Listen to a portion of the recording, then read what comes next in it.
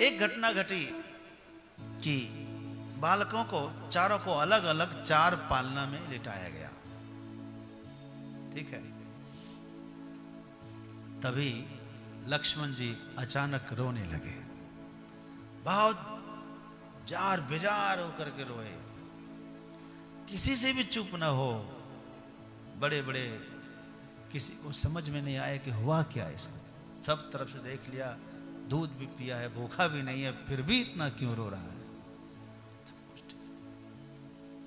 गुरु वशिष्ठ मुनि को समझ में कुछ आया होगा, कहा कि एक काम करो, इसको उठा के राम जी की पालना में लगा दो। जो ही लक्ष्मण जी को उठा के राम जी के चरणों में लगा दिया, लक्ष्मण जी चुप हो गए, चुप हो गए। और शत्रुघ्न जी को फिर भरत भैया के साथ में इस तरह से दो ही पालना रखा गया।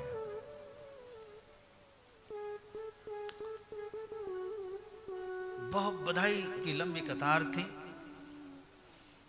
सो देवऋषि नारद जी बधाई देने के लिए आए, सीधे वैकुंठ से आ रहे थे। लक्ष्मी जी बहुत व्याकुल थी जानने के लिए।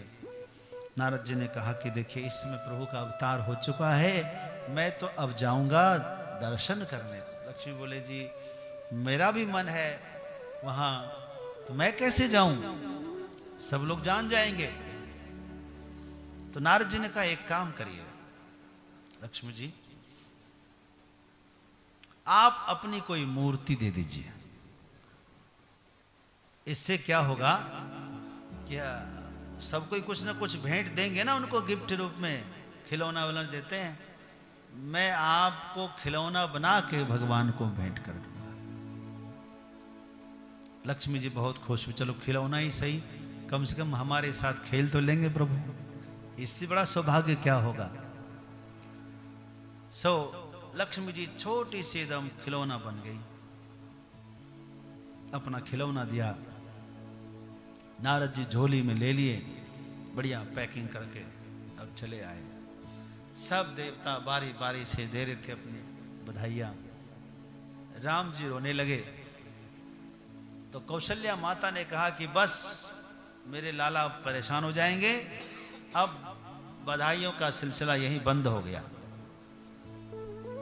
दरवाजा बंद कर दिया, लेकिन राम जी का रोना बंद नहीं हुआ। सब परेशान थे, चर्चा हुई लाइनों में जितने खड़े थे कि भाई अब राम जी थक गए होंगे, इसीलिए बधाइयों का सिलसिला बंद हो गया, चलो नाश्ता पानी सबको कराओ। नारद जी ने कहा कि राम जी चुप हुए कि नहीं, पहले ये बताइए। लोगों ने कहा राम जी चुप तो नहीं हुए अभी तक। नारद जी ने कहा मेरे पास एक सामान है, उनको चुप करने का, एकदम चुप कर दूंगा, गारंटी। लोगों ने कहा अच्छा। प्रचार हुआ कि वहां पीछे एक नारद जी लाइन में है, एक महात्मा है जो राम जी को चुप करने का सामान लाए हैं। बोले महात्मा है? हाँ हाँ बुलाओ बुलाओ। नारद जी को लेकर गए भीतर। राम जी रो रहे थे, अपनी झोली से वो खिलौना निकाला और सीधे राम जी को दिखा दिया। जो लक्ष्मी जी के चेहरे को राम जी ने देखा, राम जी खिलखिला के हंस दिए। भाई कोई कितना भी रोता हुआ व्यक्ति क्यों ना हो, दुखी व्यक्ति क्यों ना हो, उसकी पत्नी ही उसको हंसा सकती है।